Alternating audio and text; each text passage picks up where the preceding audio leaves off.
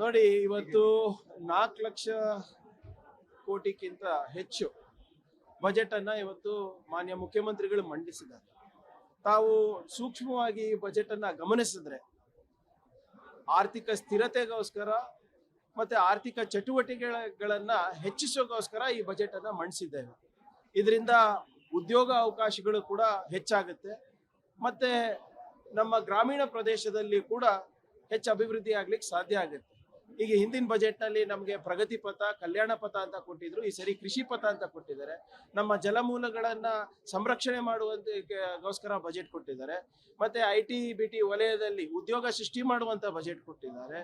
ಮತ್ತೆ ಬರೇ ಬೆಂಗಳೂರಿಗೆ ಸೀಮಿತ ಅಲ್ಲ, ಬೆಂಗಳೂರಿನ ಹೊರ ವಲಯದಲ್ಲಿ ಲೋಕಲ್ ಎಕನಾಮಿಕ್ ಆಕ್ಸಿಲರೇಷನ್ ಪ್ರೋಗ್ರಾಮ್ ಅಂದ್ಬಿಟ್ಟು ನಿಮ್ಮ ಮಣಿಪಾಲ್, ಉಡುಪಿ, ಮಂಗಳೂರು, ಕಲಬುರ್ಗಿ, ಬೆಳಗಾವಿ, ಹುಬ್ಳಿ, ಧಾರವಾಡ, ಮೈಸೂರು, ಮಂಡ್ಯ ಇವೆಲ್ಲದಕ್ಕೂ ಕೂಡ ಅವಕಾಶವನ್ನ ಕೊಟ್ಟಿದ್ದಾರೆ.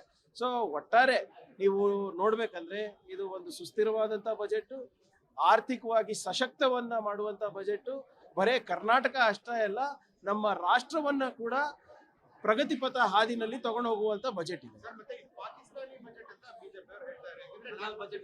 ನೋಡಿ, ಪಾಪ ನಾಯಕತ್ವದ ಕೊರತೆಯಿಂದ ಅವ್ರಿಗೆ ಪಾಪ ಇವೆಲ್ಲ ಹೇಳ್ಬೇಕಾಗ್ತದೆ. ನಾನು ಹೇಳ್ತಾ ಇಲ್ವಾ ಕನ್ನಡಿಗರಿಗೆ ಎಷ್ಟು ಬೈತಿರೋ ಅಷ್ಟೇ ಉನ್ನತ ಸ್ಥಾನ ನೀವು ಡೆಲ್ಲಿನಲ್ಲಿ ಹೋಗ್ತೀರಾ ಬಿಜೆಪಿನಲ್ಲಿ. ಕರ್ನಾಟಕದವರಿಗೆ ಯಾಕೆ ಪದೇ ಪದೇ ಅವಮಾನ ಮಾಡ್ತಾ ಇದ್ದಾರೆ? ಈಗ ಆದಾಯ ಕೊಡೋರು ಯಾರು ಇವತ್ತು ನಮ್ಮ ರಾಜ್ಯಕ್ಕೆ? ಕನ್ನಡಿಗರಲ್ವಾ? ಕನ್ನಡಿಗರ ಬೆವರಿಂದ ಇವತ್ತು ರಾಷ್ಟ್ರವನ್ನ ಕಟ್ತಾ ಇದೀವಿ. ಇವತ್ತು 4 ಲಕ್ಷ ಕೋಟಿ ರೂಪಾಯಿ ಏನು ಹಲಾಲ್ ಬಜೆಟ್ ಅಂತ ಹೇಳ್ತಾ ಇದ್ರಲ್ಲ, ನಾಚಿಕೆ ಬರೋದಿಲ್ವಾ ಇವರಿಗೆ? ಯಾರಿಗೆ ಉದ್ಯೋಗ ಸೃಷ್ಟಿ ಮಾಡ್ತಾ ಇದೀವಿ ಇವತ್ತು ಕರ್ನಾಟಕದಲ್ಲಿ? ಕನ್ನಡಿಗರಿಗೆ ಮತ್ತೆ ಭಾರತೀಯರಿಗೆ. ಅಂದ್ರೆ ಎಲ್ಲರೂ ಏನು ಪಾಕಿಸ್ತಾನ ಮತ್ತು ಅಫ್ಘಾನಿಸ್ತಾನಿಂದ ಬಂದಿದಾರ? ನಾನು ಬಿಜೆಪಿ ಅವರಿಗೆ ಕೊನೆ ಬಾರಿ ಹೇಳಕ್ ಬಯಸ್ತಾ ಇದ್ದೀನಿ, ನಿಮಗೆ ಪಾಕಿಸ್ತಾನ, ಅಫ್ಘಾನಿಸ್ತಾನ, ಬಾಂಗ್ಲಾದೇಶ ಅಷ್ಟು ಪ್ರೀತಿ ಇದ್ರೆ ದಯವಿಟ್ಟು ನಾಗರಿಕರಾಗ್ಬಿಡಿ ಅಲ್ಲಿ. ಎನಿವೆ 2.5 ಲಕ್ಷ ಜನ ನಮ್ಮ ದೇಶದ ನಾಗರಿಕ ಇದನ್ನ ತ್ಯಜಿಸ್ತಾ ಇದ್ದಾರೆ. ನೀವು ಸೇರ್ಕೊಳ್ಳಿ ಅದರಲ್ಲಿ, ನಿಮ್ಗೆ ಅಷ್ಟಿಷ್ಟ ಇದ್ರೆ. ಇದು ಏನಾಗ್ತಾ ಇದೆ, ಅವರಿಗೆ ಬಜೆಟ್ ಅಂದ್ರೆ ಏನು, ಫೈನಾನ್ಸ್ ಅಂದ್ರೆ ಏನು ಗೊತ್ತಿಲ್ಲ. ಬರೇ ಮೋದಿನಾಮಿಕ್ಸ್ ಗೊತ್ತು. ಏನು ಬರೇ ಸ್ಲೋಗನ್ ಹೊಡೆಯೋದು, ಜೈಕಾರ ಹೇಳೋದು, ಹಿಂದೂ ಮುಸ್ಲಿಂ ಗಲಾಟೆ ಮಾಡಿಸೋದು ಅಷ್ಟೇ ಗೊತ್ತಿದೆ. ಇದು ಆಯಾ ವ್ಯಾಯ ಏನು, ಕೇಂದ್ರದಿಂದ ಬರ್ಬೇಕಾಗಿರೋ ನಮ್ಮ ಪಾಲೆಷ್ಟು, ತೆರಿಗೆ ಎಲ್ಲಿಂದ ಬರುತ್ತೆ, ಇದೆಲ್ಲ ಗೊತ್ತಾ ಅವರಿಗೆ? ಹಲಾಲ್ ಬಜೆಟ್ ಅಂತೆ, ನಾಚಿಕೆ ಬರ್ಬೇಕು ಅವರಿಗೆ. ಕನ್ನಡಿಗರಿಗೆ ಪದೇ ಪದೇ ಮಾಡ್ತಾ ಇರುವಂತ ಅವಮಾನ ಇದು. ಸಾಲದ ಪ್ರಮಾಣ ಹೆಚ್ಚಾಗಿದೆ.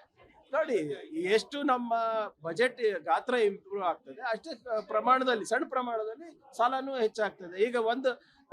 ಈಗ ಹಿಂದಿನ ವರ್ಷ ನನಗೆ ಸರಿಯಾಗಿ ನೆನಪಿದ್ರೆ 120 ಲಕ್ಷ ಕೋಟಿ ರೂಪಾಯಿ ಕೇಂದ್ರ ಸರ್ಕಾರ ಸಾಲ ಮಾಡಿರೋದು. ಎಲ್ಲಾ ರಾಜ್ಯ ಸರ್ಕಾರ ಸಾಲ ಮಾಡ್ತಾ ಇದೆ. ಸಾಲ ಮಾಡಿ ತೀರಿಸುವ ಕೆಪಾಸಿಟಿ ಇರಬೇಕು. ತೆರಿಗೆ ಮುಖಾಂತರ ಇರ್ಬೋದು, ಆದಾಯ ಮುಖಾಂತರ ಇರ್ಬೋದು, ಅದು ಕರ್ನಾಟಕಕ್ಕೆ ಇದೆ. ಅದಕ್ಕೆ ಅಲ್ವಾ ಇವತ್ತು ನಮ್ಗೆ ಇಡೀ ದೇಶದಲ್ಲಿ ಫಾರಿನ್ ಡೈರೆಕ್ಟ್ ಇನ್ವೆಸ್ಟ್ಮೆಂಟ್ ನಲ್ಲಿ 2ನೇ ಸ್ಥಾನ ಇದೆ, ಬಂಡವಾಳದಲ್ಲಿ 3ನೇ ಸ್ಥಾನ ಇದೆ, ವಿಶ್ವದಲ್ಲೇ ನವೋದ್ಯಮದಲ್ಲಿ 8ನೇ ಸ್ಥಾನ ಇದೆ. ಇವೆಲ್ಲಾನು ಯಾಕೆ ಅಂದ್ರೆ ಕನ್ನಡಿಗರು ಉದ್ಯೋಗ ಸೃಷ್ಟಿ ಮಾಡ್ತಾ ಇದ್ದಾರೆ, ಆರ್ಥಿಕವಾಗಿ ಸಬಲರಿದ್ದಾರೆ, ಆರ್ಥಿಕವಾಗಿ ಒಂದು ಎಂಪವರ್ಡ್ ಸ್ಟೇಟ್ ಇದೆ ಅಂದ್ಬಿಟ್ಟು ಇವತ್ತೆಲ್ಲ ಇದಾಗ್ಲಿಕ್ಕೆ ಸಾಧ್ಯ ಆಗ್ತಾ ಇದೆ. ಆದ್ರೆ ಬಿಜೆಪಿ ಅವ್ರು ಮಾಡಿದ ತರ ನಾವು ಮಾಡ್ತಾ ಇಲ್ಲ. ಹಾಸಿಗೆ ಎಷ್ಟಿದೆ ಅಷ್ಟೇ ಕಾಲ್ ಚಾಚ್ತಾ ಇರೋದು.